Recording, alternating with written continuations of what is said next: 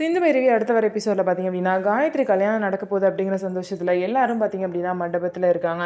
ஒரு சைடு வந்து சிந்து வந்து பார்த்திங்க அப்படின்னா சிவாக்கு வந்து சந்தனம்லாம் பூசி வந்து விளையாண்டுட்டு இருக்காங்க. அதே மாதிரி ஆறுமுகம் வந்து பைரவி கிட்ட நம்ம கல்யாணத்தப்போ அவனுக்கு யாருமே வந்து இந்த மாதிரி சடங்கெல்லாம் செய்யலை அப்படின்னு சொல்லிட்டு அவங்க கணத்தில் வந்து பார்த்திங்க அப்படின்னா சந்தனம் பூசி விளையாண்டுட்டு இருக்காங்க. பைரவி உடனே பார்த்திங்கன்னா இந்த மாதிரி லூஸ்தனமாக ஏதாவது பண்ணிட்டு இருந்தால் உன்னோட வேஸ்டி அவுத்து எல்லா முன்னாடி மானத்தை வாங்கிடுவேன் அப்படின்னு சொல்லிட்டு பைரவி பார்த்திங்கன்னா கிண்டலாக ஆறுமுகத்தை பேசிகிட்டு இருப்பாங்க.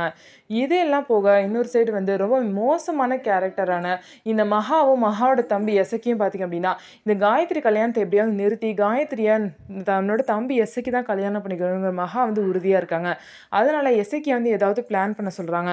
அதே மாதிரி எசக்கியும் பார்த்திங்க அப்படின்னா கொஞ்சம் ஆளுங்களை செட் பண்ணி இங்கே வந்து பிரச்சனை பண்ணி கல்யாணத்தை நிறுத்தி இந்த எசக்கி வந்து காயத்ரியை கல்யாணம் பண்ணிக்கணும் அப்படின்னு நினைக்கிறாங்க. இவங்க ஒரு சைடு பிரச்சனை பண்ணணும்னு நினைக்கிறாங்க. இன்னொரு சைடு அந்த சம்பத்து மாறணும் வந்து பிரச்சனை பண்ணி எப்படியாவது பார்த்திங்க அப்படின்னா காயத்ரிக்கு சம்பத்தை கல்யாணம் பண்ணி வைக்கணும் அப்படின்னு சொல்லிட்டு அவங்களும் பிளான் பண்ணிட்டு இருக்காங்க.